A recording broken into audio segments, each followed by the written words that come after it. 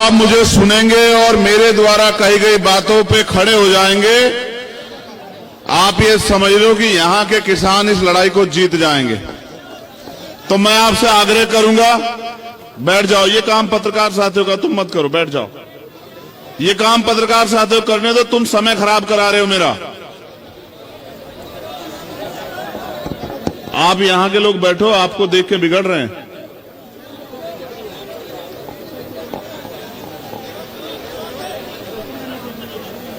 अगर आप बैठ जाओगे तभी मैं अपनी बात रखूंगा।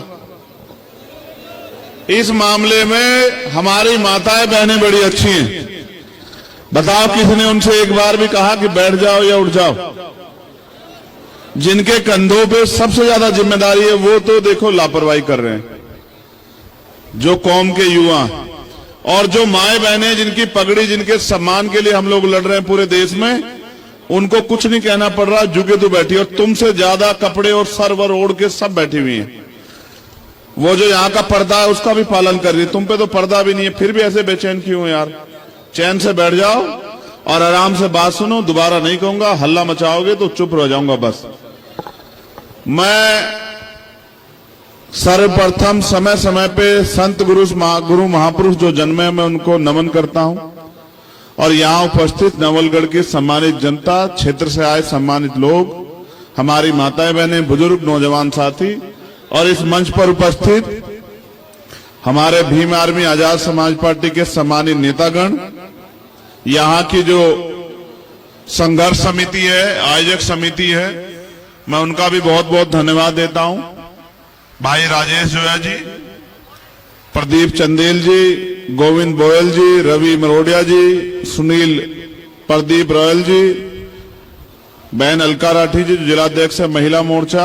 हमारे साथ सम्मानित किसान नेता आए थे दिल्ली से, कहीं पीछे रह गए हैं, भाई पुष्पेंद्र चौधरी जी, हमारी पार्टी के प्रभारी भाई सत्यपाल चौधरी जी, हमारी भीम आर्मी के प्रभारी हमारे नेता भाई अनिल धेनवाल जी, प्रोफेसर राम लखन मीणा जी जो हमारे प्रदेश के अध्यक्ष हैं, हमारे सम्मानित नेता जो मेरे साथ चल के आए भाई राज नेहरा चौधरी जी, अमरचंद हरसोलिया जी, मोहनलाल बैरवा जी, और इस क्षेत्र की पूर्व विधायक बहन प्रतिभा सिंह जी, और जिनके कारण मुझे आने का मौका मिला, मेरे बड़े भाई, पिछले 8-10 साल से हमेशा मेरे दुख सुख के साथी रहे, हमेशा मेरे लिए अपने मन में अच्छे विचार और मेरी हर समस्या के साथ खड़े रहे। बड़े भाई राधेराम गोदारा जी का भी मैं धन्यवाद देता हूं कि उन्होंने मुझे यहां बुलाया। देखो, आपने मुझे तलवार भेंट की, मैं इसको इसलिए लेके आया कि आप इसको देख लो। मैं इसको मना कर रहा था अपने भाई को कि ये मुझे मत दो। इसका एक कारण है, ये आज भारत लोकतांत्रिक हो गया है। तलवार से कोई लड़ाई नहीं जीत सकते हम लोग। अगर तलवार से जीतते तो यहां क्यों बैठते फिर? भाई जंग लगाने को थोड़ा ही दोगे तुम मुझे, इसे समझ रहे हो नहीं समझ रहे हो? तलवार से कोई लड़ाई नहीं जीती जा रही। भारत लोकतांत्रिक देश है, संविधान है। जिनके पास कलम की ताकत है, ये कलम उनका राज है। जिनका राज है वो कोई धरना नहीं करते। मैं यहां के विषय में भी बात रखूंगा, जो आज घटा उस पर भी बात रखूंगा। मैं बस आपका ध्यान आकर्षित कर रहा हूं। आप यहां इसलिए बड़ी संख्या में जुटे हैं क्योंकि आपको तकलीफ है और आप चाहते हैं आपकी तकलीफ खत्म हो जाए। तकलीफ आपकी एक नहीं है, आपकी तकलीफ कई। मैं आपको वास्तविक स्थिति पर लेके आता हूं। 14 अगस्त 1947 को भारत गुलाम था। 15 अगस्त 1947 को भारत आजाद हुआ।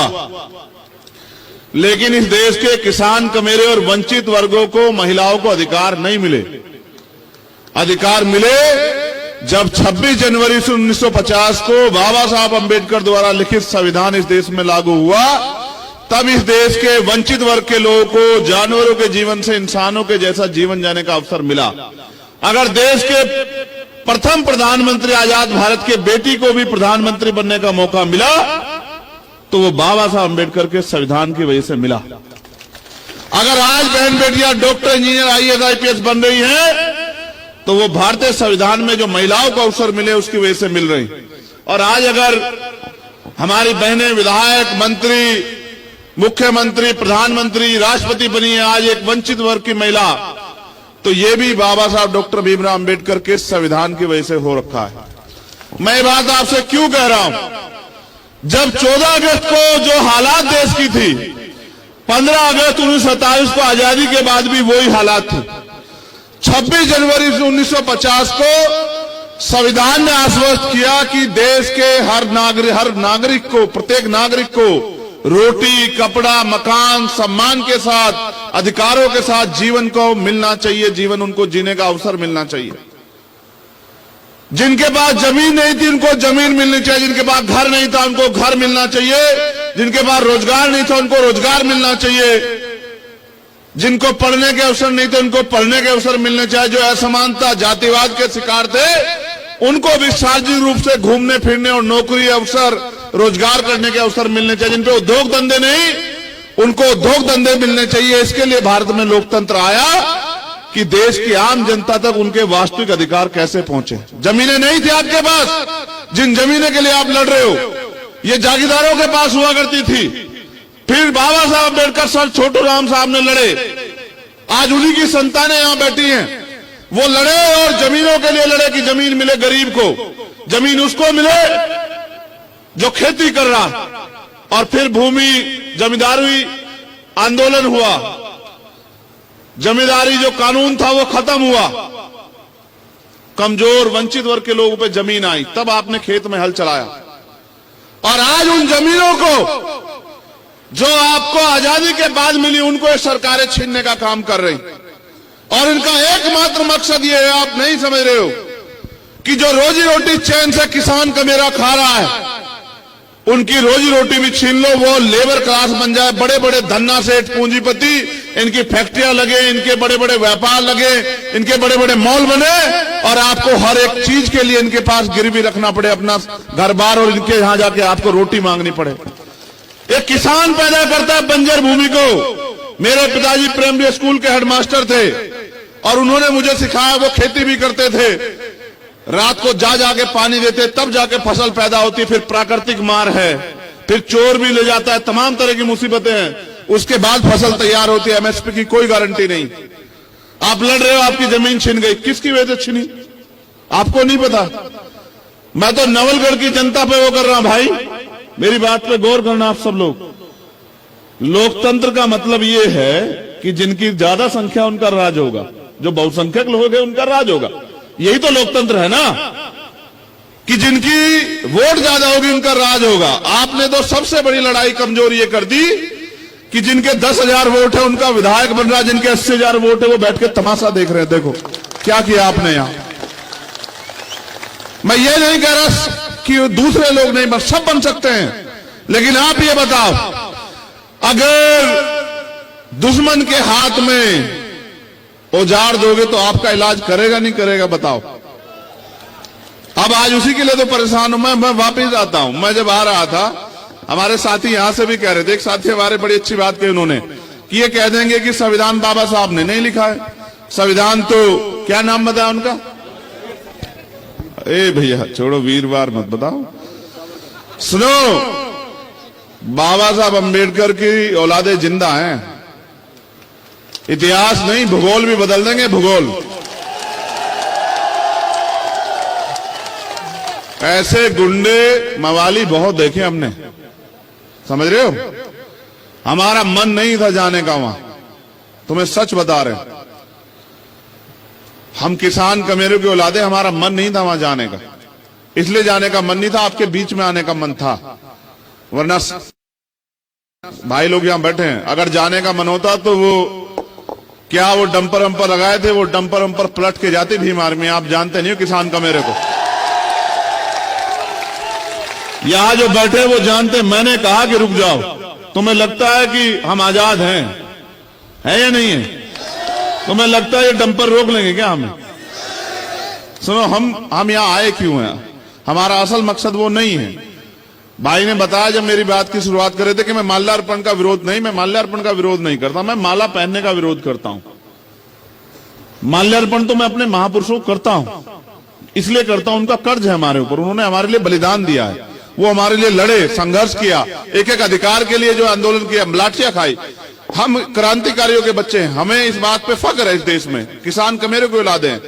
लेकिन मैं माला इसलिए नहीं पहनता कि जिनके समाज के लोग यहां, जैसा भाई ने एक स्पीच में बताया कि बहनों को खींचा गया, उनको पीटा गया, गाड़ियों में भरा गया, ये लड़ाई यही नहीं चल रही है देश में। वहां देखो आप जंतर मंतर पे क्या हुआ, पहलवान बेटियों के साथ किस तरह का अन्याय किया गया, देखा आपने?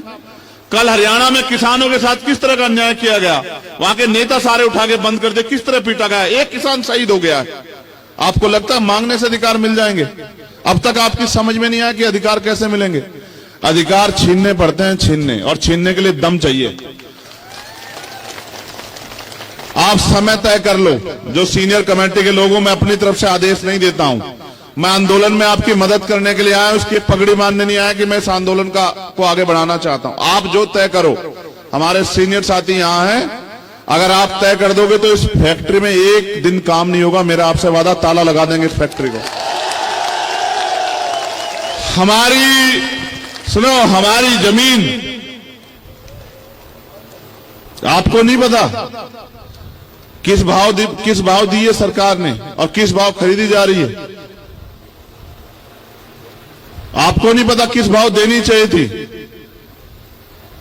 आपको नहीं पता कि क्या मुआवजा होना चाहिए था, सर्किल रेट क्या है, और किस तरह से सरकार के इशारे पे सर्किल रेट कम किया हुआ है, जिससे कि इनकी जमीनें, ये किसानों की जमीनें जो संविधान से मिल गई है, इनको लोग हड़प लें।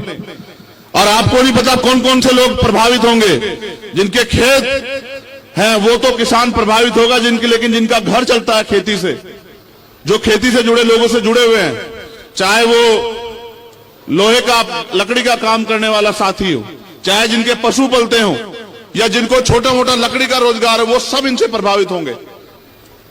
आप नहीं समझ पाए। इस देश के किसान कमेरे जब तक एकजुट नहीं होंगे, इस देश के किसान कमेरे जब तक भाईचारा स्थापित नहीं करेंगे, इस देश के किसान कमेरे जब तक कागज लेके दूसरों के नेताओं के आगे खड़े रहेंगे, हर सरकार के आगे, तब तक आपको अधिकार मिल ही नहीं सकता। इस बात को आप याद रखो। जो किसान फसल के लिए इतनी मेहनत करता है, धरती का सीना चीर के और दिन रात जाग के तमाम तरह की मुसीबतें सह के फसल पैदा करता है, वो आज तक नहीं समझ पाया कि वो इस देश में जब तक अपनी राजनीतिक ताकत नहीं बनाएगा, तब तक उसको कागज लेके या इस तरह के आंदोलनों का सामना करना ही पड़ेगा। और जहां जिस दिन ताकत बना लेगा, उस दिन उसकी फसल की भी गारंटी मिलेगी, और कोई तानाशाह उनकी जमीन पे को जबरदस्ती एक्वायर नहीं कर पाएगा। अगर आपको ये जमीन अपने हिसाब से जो मुआवजा आप चाहते हैं वो करनी है, तो फिर आप ये भी तय कर लो। मेरे लोग तो इसे अपना अपमान मान रहे थे कि भाई उन्होंने जाने दिया। भाई सरकार उनके नहीं जाने देंगे? तुम्हारी सरकार है क्या? लोकतंत्र में वोट की शक्ति सरकार बनी, सरकार उनके नहीं जाने देंगे तो नहीं जाने दें। मगर हम वहां जा क्यों रहे थे आपको पता है? हम वहां शहीद आजम सरदार भगत सिंह जी को नमन करने के लिए जा रहे थे, जिनकी वजह से ये मुल्क खड़ा हुआ, जिन्होंने हंसते हंसते फांसी के फंदे चूमे। हम बाबा साहब अम्बेडकर जिन्होंने संविधान लिखा। आज ये जो इस सरकारी इंस्टीट्यूशन है, पुलिस के लोग हों, ये प्रशासन के लोग हों, ये एमपी एमएलए बनते हो, जिनकी वजह से बन रहे संविधान की, जिन्होंने उनको लिखा, हम उनको नमन करने जा रहे हैं। हमारा अपमान थोड़ा ही किया है, इस देश के उन महापुरुषों का अपमान किया जिन्होंने इस देश के लिए बलिदान दिए। क्या ये अपमान हमारे लोग भूल जाएंगे क्या? आप बताओ, क्या भूल जाओगे अपमान? इस अपमान का बदला कैसे लोगे? इस अपमान का बदला किसान कमेरे जिस दिन वोट की शक्ति से, वोट की चोट से लेने काम करेंगे। जो लोग हमें आज बाबा साहब की मूर्ति नहीं छूने दिए, ये विधानसभा की पैड़ी भी नहीं चढ़ पाएंगे। मेरी बात को आप लोग याद रखना। ना हमारी पुलिस से कोई लड़ाई, ना हमारी प्रशासन से कोई लड़ाई, हमारी लड़ाई है अधिकारों की। और मैं यहां हमारे जिम्मेदार लोग बैठे हैं, कमेटी के लोग, मैं उनसे को आश्वस्त करता हूं कि देश में जहां भी अन्याय होता है, वहां भीम आर्मी के लोग सीना तान के लड़ाई लड़ते हैं। जहां भी बहनों का अपमान होता है, सीना तान के लड़ाई लड़ते हैं और किसी कीमत से नहीं चूकते। यहां जहां किसान कमेरों की लड़ाई हो, उस लड़ाई को भी लड़ते हैं। हम आपकी इस लड़ाई में आपके साथ हैं। आप समय तय कर लो। अगर आज तय करोगे, जो यहाँ की कमेटी आज तय कर लो, आज लगा देंगे ताला, कोई फर्क नहीं पड़ता। हमारे लिए कोई काम ज्यादा जरूरी नहीं है आपकी मांग से ज्यादा। और अगर जिस दिन आप तय कर लोगे इसके बाद उस दिन ताला लगवा लेना। ना हम ताला खोलने से डरते, ना ताला लगाने से डरते।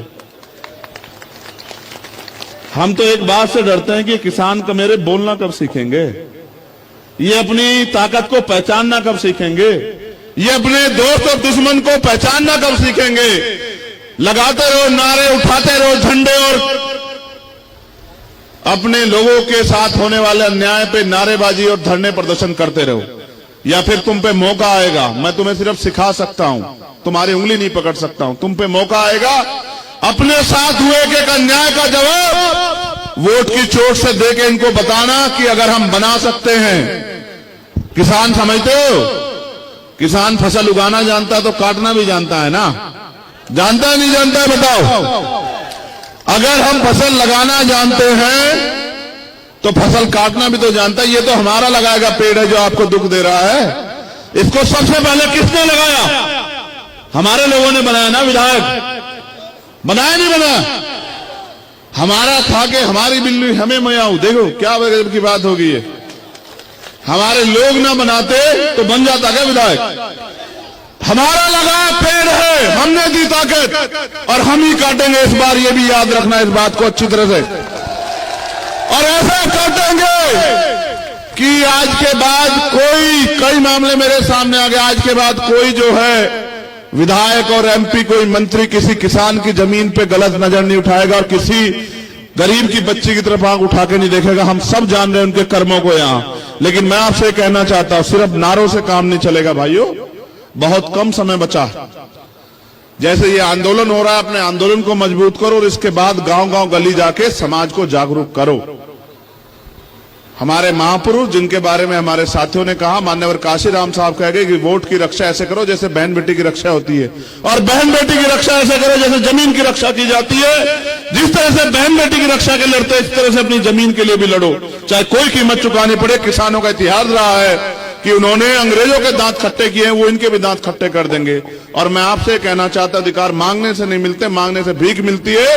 अगर अधिकार चाहिए तो छीनना शुरू करो, क्योंकि समय ज्यादा हो रहा है और मैं जानता हूं आपको जाके अपने घरों के काम भी करने हैं। लेकिन क्योंकि जिन्होंने मुझे बुलाया, मैं चाहता हूं मैं उनको भी सुनूं कि वो इस आंदोलन को कैसे आगे बढ़ाना चाहते हैं। उनके मन में यहाँ के किसानों के लिए, कमेरों के लिए, मजदूरों के लिए क्या इच्छा है और वो कैसे चाहते हैं कि इन किसानों का हल हो।